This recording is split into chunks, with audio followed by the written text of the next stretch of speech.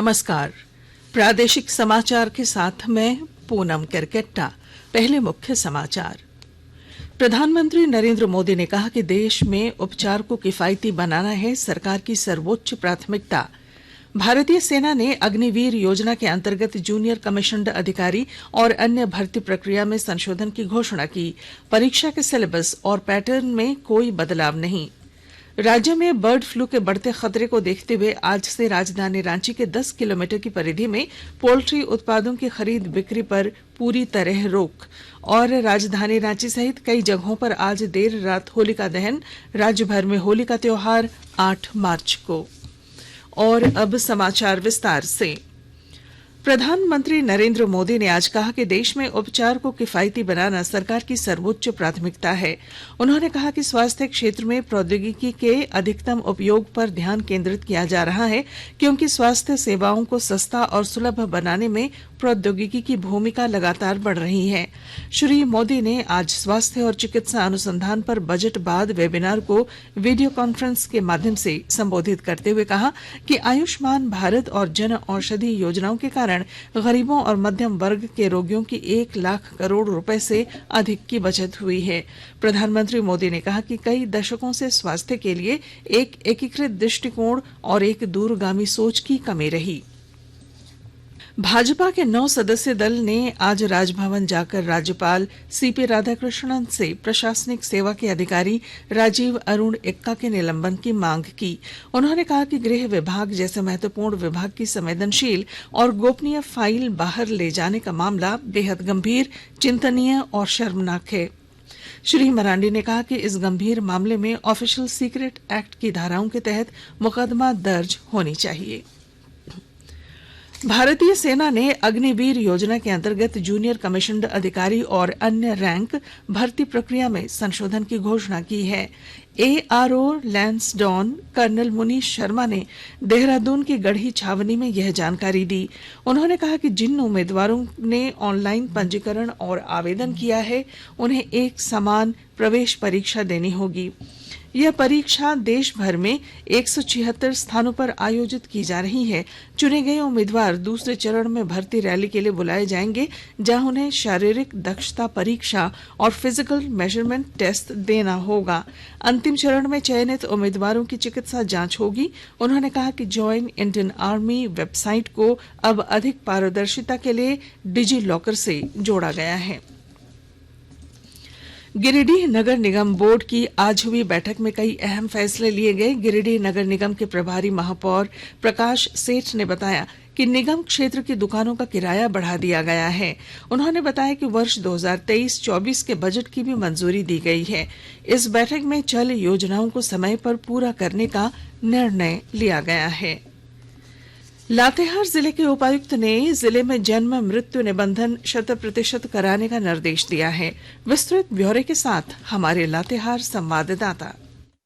लातेहार जिले के उपायुक्त भोर सिंह यादव ने जिले में जन्म मृत्यु निबंधन 100% कराने का निर्देश दिया है। जिला स्तरीय 1 दिवसीय समीक्षा बैठक सह प्रशिक्षण कार्यक्रम को संबोधित करते हुए उपायुक्त ने कहा कि जन्म की तारीख का प्रमाण एक प्रमाणित दस्तावेज है। यह स्कूल में नामांकन, ration card, voter card, pan card, passport बनाने के लिए उपयोगी है। यह प्रमाण पत्र पैतृक संपत्ति के दावे के निराकरण में भी उपयोगी होता है। उपायुक्त ने कहा कि जन्म व मृत्यु की घटनाओं का 21 दिन के अंदर पंजीकरण कराकर निःशुल्क प्रमाण पत्र हासिल किया जा सकता है। संजय कुमार तिवारी, आकाशवाणी समाचार, लातेहार।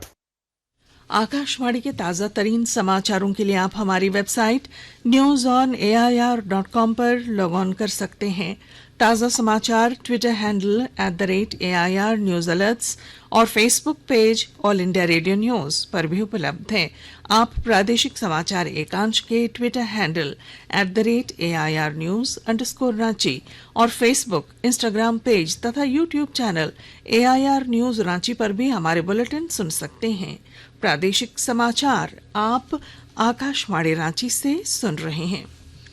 राज्य में बर्ड फ्लू के बढ़ते खतरे को देखते हुए आज से राजधानी रांची के 10 किलोमीटर की परिधि में मुर्गा, अंडा और पक्षी की खरीद बिक्री पर पूरी तरह से रोक लगा दी गई है। जेल मोड़ चौक इलाके में बर्ड फ्लू की पुष्टि होने के बाद जिला प्रशासन सक्रिय है। संक्रमित क्षेत्र के 1 किलोमीटर के दायरे में संक्रमित बचे हुए मुर्गों को मारने के आदेश जारी किए गए हैं।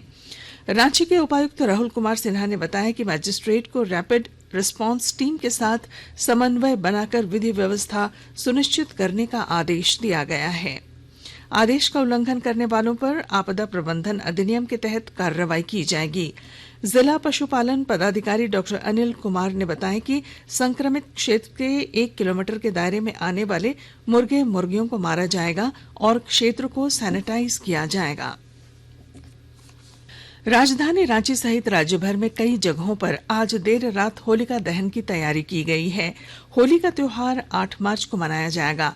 शहरी और ग्रामीण इलाकों में अतिरिक्त जवानों की तैनाती की गई है। वहीं सोशल मीडिया पर भी पैनी नजर रखी जा रही है।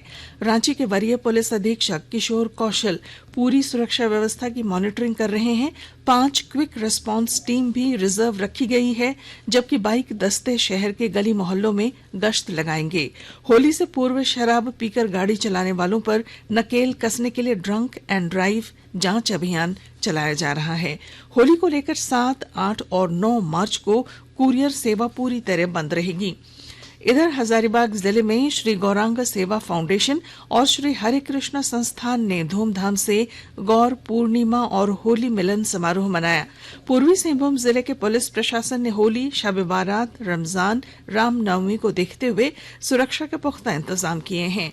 आज जिला पुलिस प्रशासन ने जमशेदपुर के सभी संवेदनशील स्थानों में मोटरसाइकिल और पुलिस गाड़ी से गश्त लगाई।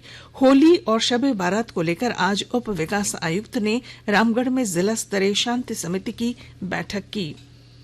बाबा नगरी देवघर में आज से होली का आनंद उत्सव शुरू हो गया है। बाबा मंदिर स्टेट की ओर से स्टेट पुरोहित श्रीनाथ पंडित ने बताया कि आज पूरी रात बाबा का पट खुला रहेगा। बाबा की श्रृंगार पूजा नहीं होगी। कल सुबह विशेष पूजा के बाद होलिका दहन होगा। फिर भगवान कृष्ण को मंदिर लाया जाएगा। सुबह 5:10 पर हरिहर मिलन और बाबा बैद्यनाथ का स्थापना दिवस मनाया जाएगा।